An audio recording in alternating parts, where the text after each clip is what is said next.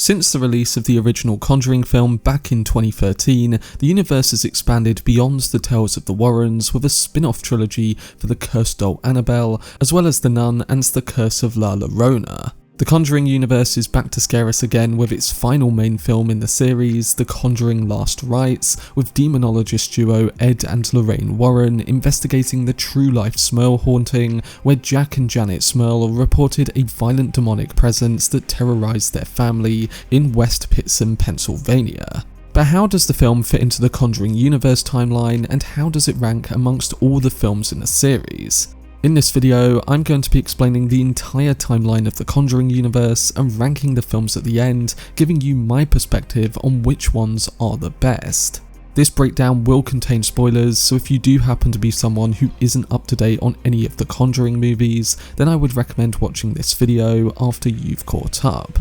But if you want to keep up to date on any of my future content on upcoming films like The Conjuring, then don't forget to support this upload by giving it a like rating and subscribing to the channel. But without further ado, let's dive into the Conjuring Universe timeline explained and ranked.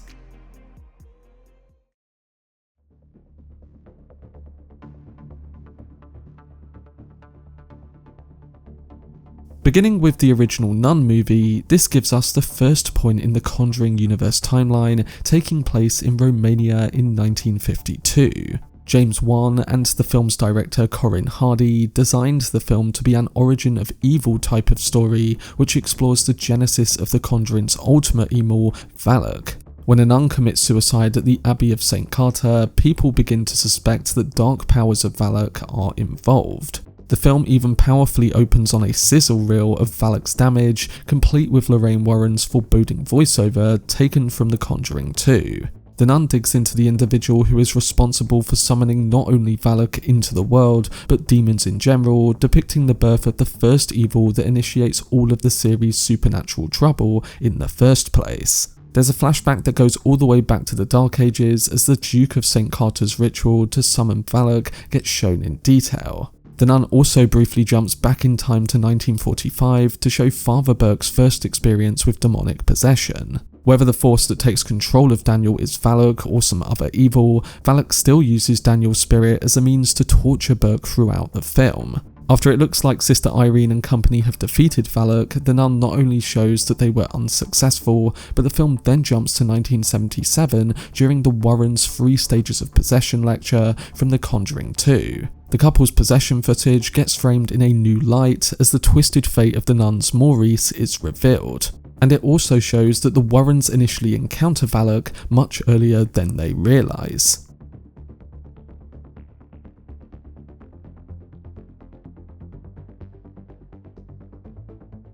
The next movie on the timeline is Annabelle Creation, and even though it came out after the release of the original Annabelle and The Conjuring, it's a prequel to both. The film simultaneously ties up loose ends to the first Annabelle movie as well as The Conjuring, but it also effectively sets up the events of The Nun. Annabelle Creation is largely set in 1955 and follows Samuel and Esther Mullings as they open their home up to Sister Charlotte and 6 orphan girls who are in need, but the film starts with a brief detour in 1943 when the Mullings lose their daughter Annabelle in a car accident. The aim of Annabelle Creation is to explain how the possessed doll from The Conjuring came into existence. Samuel Mullings is a doll maker, and after the death of his daughter, the Mullings are so desperate to see their child again that they form a pact with a demon and allow it to possess a doll as a host. Janice, one of the orphans, forms an unusual friendship with the possessed doll, and the awakened evil spirit is now hungry for a human conduit.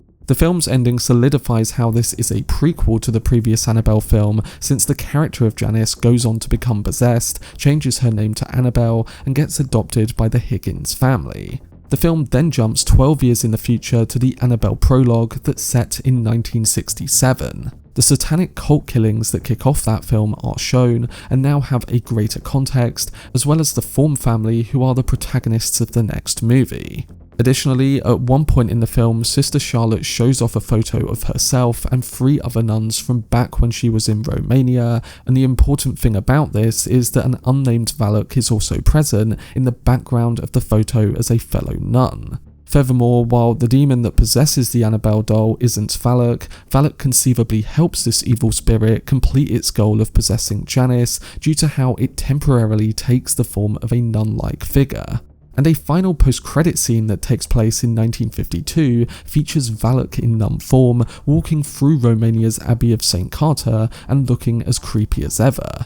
Not only is the tag a nod to the events of The Nun, but the scene is also directly pulled from the film's prologue.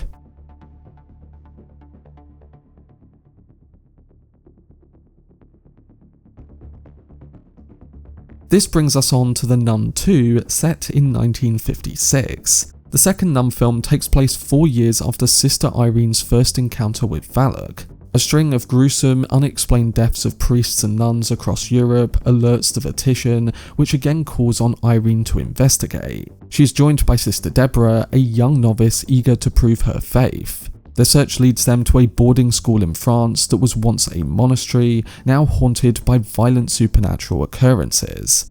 At the school, Irene reunites with Maurice, the kind-hearted groundskeeper who had helped her in the first film. Unknown to them, Maurice is still carrying Valak's influence after being possessed at the end of The Nun. As Irene and Deborah dig deeper, they discover that Valak is hunting for a powerful relic hidden within the school, the Eyes of St. Lucy, a Christian martyr whose remains are believed to hold divine power. With this relic, the demon could fully manifest and spread its evil unchecked. In the climactic battle, Irene embraces her spiritual heritage as she is revealed to be a descendant of St. Lucy and channels her faith to resist Valak's power. With Sister Deborah's help, she uses the relic to banish the demon, apparently saving Maurice from possession. However, the final moments reveal that Valak's grip on Maurice remains. This directly ties into the extended Conjuring series, where it's shown that Maurice is the possessed farmer the Warrens later attempt to exorcise, connecting The Nun 2 to the broader timeline.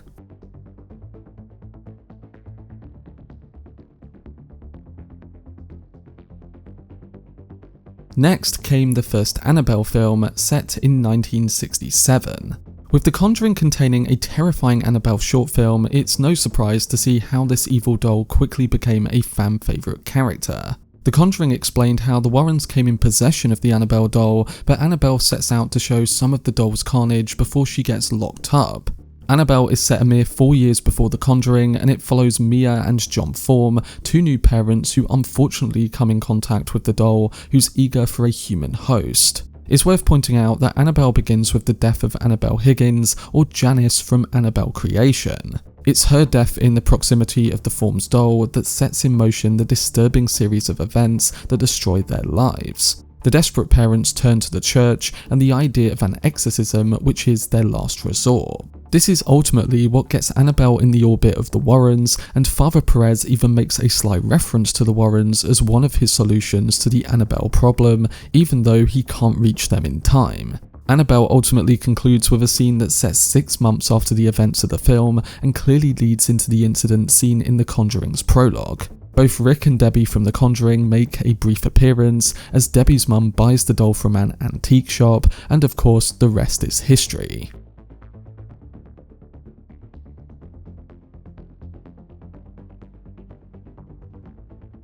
At this point, we reach the original film that started this whole universe. With the development of Ed and Lorraine Warren and references to them in other films, The Conjuring marks their first appearance as they try to help the Perron family with their supposedly haunted home. Set in 1971, The Conjuring tells a great haunted house story that checks off most of the expected boxes and culminates in a terrifying exorcism sequence. At the time, director James Wan and his team were just trying to make a good horror film and not launch a layered horror universe, so it doesn't try to set up a handful of other properties. The film doesn't even feature Valak, but instead creates an isolated evil spirit known as Bathsheba. The Conjuring benefits from not trying to overextend itself, and the Warrens' creepy collection of haunted antiques leaves plenty of inspiration to be gathered on for sequels. And as we've mentioned plenty of times, it sets up Annabelle as one of the main demonic antagonists of the entire series.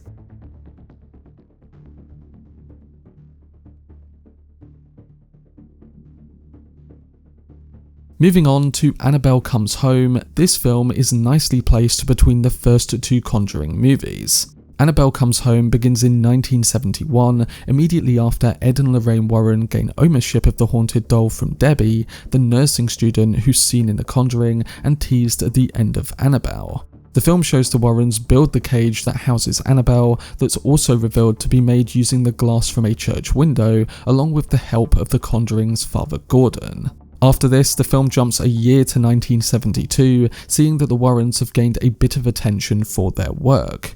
Other than that, the film sets the groundwork for a bunch of new demonic entities, as well as the growth of Judy Warren's psychic abilities, which there are more hints of in The Conjuring 2, set after the events of Annabelle Comes Home.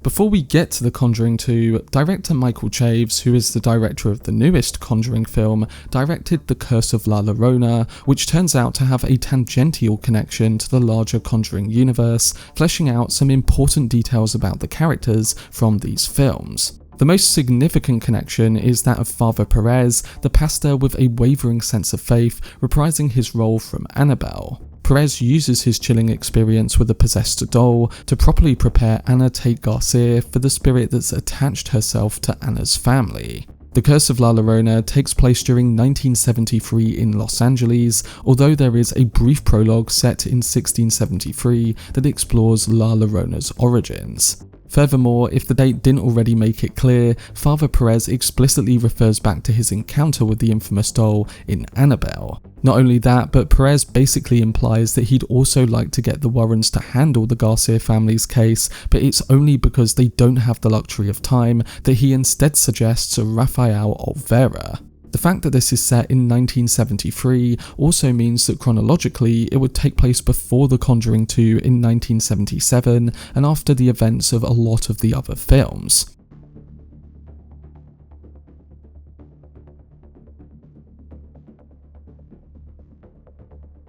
We eventually get to the events of The Conjuring 2. Curiously, the film begins with a brief introduction that's set in 1976, while the Warrens attempt to investigate the infamous Amityville murders. The Amityville case isn't the film's focus, but it's during a scene there that Lorraine Warren first experiences Valak, the demon nun. After this warning, the film jumps forward to 1977, when the Hodgson family from Enfield, London, requests the Warrens' expertise. The Hodgson family find themselves under the attack of the ghost of Bill Wilkins, the resident's former tenant. However, it's eventually revealed that Valak is actually the real threat here, and he's manipulated Bill Wilkins' ghost to do his bidding. A lot of The Conjuring 2 pits Lorraine against Valak as her biggest challenge yet, and the demon can even block Lorraine's psychic powers. Lorraine tries to keep Janet Hodgson safe from Valak's clutches, but the demon also chooses to manifest himself through the youngest Hodgson kid's Zoetrope toy. Ed helps protect Billy from the Crooked Man, and the film ends with the Zoetrope toy being added to the Warrens' haunted antique collection right next to the Annabelle doll and April's music box from the first Conjuring film. The end of The Conjuring 2 sees Lorraine effectively send Valak back to hell.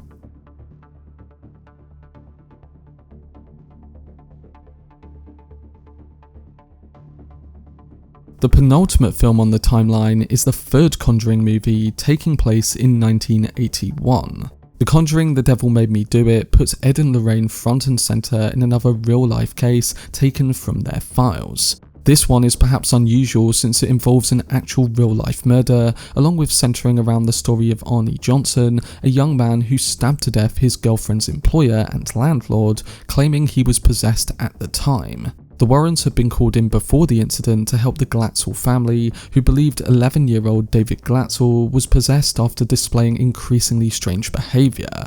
A number of exorcisms took place, at which Arnie was present, and at one point, Arnie invited one of David's demons onto himself. After this event, he began to display strange behaviour similar to David's, and sometime later committed the real-life murder. The real events of Johnson's case are the bookends around The Devil Made Me Do It, while the majority of the movie sees Ed and Lorraine delving into the background of the possessions and what might have caused them. This leads the Warrens to meet with Kastner, a former priest who had done much work into the occult, including a long-term investigation into the Disciples of the Ram. The Disciples were the Satanist group who Janice as Annabelle joined. In The Devil Made Me Do It, we also meet the occultist, who we learn is responsible for calling upon the demon who possessed David, Jessica, and eventually Ed, before the Warrens manage to banish this demon who takes the occultist with it. We are given a brief glimpse at the occultist's backstory, being an adopted daughter of Kastner who kept her hidden.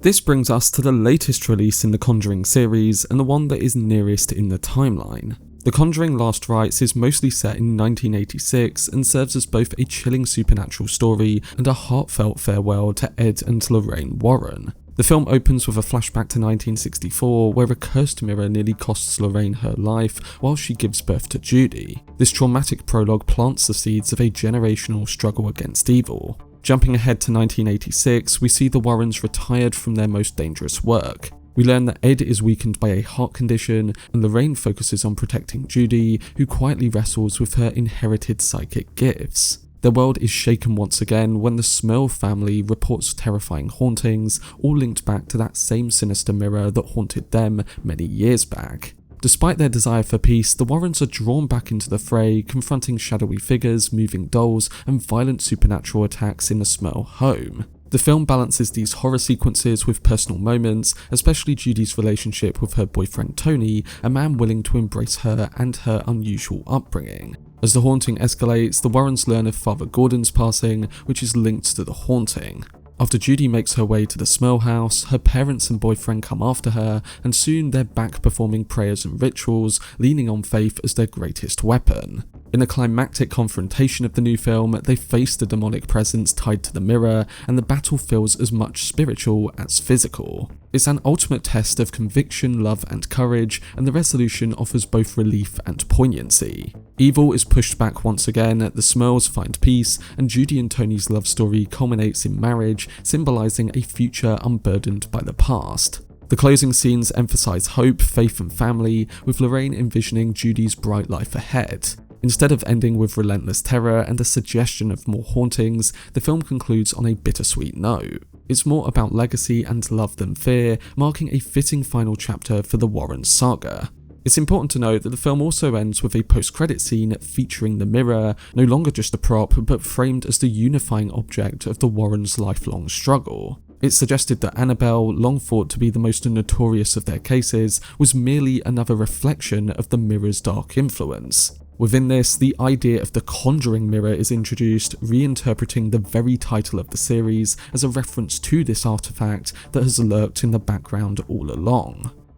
When it comes to ranking the films in the Conjuring universe, I must say there are examples that stick out the most, with other films not being as great. But right now, my ranking would be as follows. At number 10, Annabelle. At number 9, The Nun. At number 8, The Curse of La Llorona. At number 7, The Nun 2. At number 6, The Conjuring The Devil Made Me Do It. At number 5, Annabelle Comes Home. At number 4, Annabelle Creation. At number 3, The Conjuring Last Rites. At number 2, The Conjuring 2. And at number 1, The Original Conjuring. Overall, I think the new film combined classic Conjuring horror with deep emotional focus, giving closure to Ed and Lorraine's journey in a solid way. The Smurl haunting, Judy's psychic inheritance, and the haunted mirror all tie back into the family's legacy. It's not a flawless film, but it has a solid ending, and it's delivered in a heartfelt way. Honestly, the first two Conjuring films were hard to rank at the top 2 spots, but I think the original just edges it for me because of its more bare-bone horror elements, which really help in adding to the impact of that film. But after more watches of the latest Conjuring movie, I'll have to see if that goes up my list over time. But that was my video explaining the timeline for the entire Conjuring universe and ranking all the films that have been released. It will be interesting to see where all these films rank in a few years' time, alongside how any other future entries in the series fit into the timeline that has been established. The main films of The Conjuring have now come to an end, but maybe we'll see horror characters like Annabelle or The Nun pop up in new spin-off films. But anyway, let me know what you think in the comment section down below, along with giving your personal ranking of all the films in the Conjuring universe. For more breakdown videos on upcoming films like The Conjuring, then subscribe to the channel and turn on your notifications. Also, if you enjoyed this video, remember to leave a like, rating, and follow me on social media via the links in the description. But anyway, I hope you guys enjoyed it. I've been Cortex, and as always, make some noise.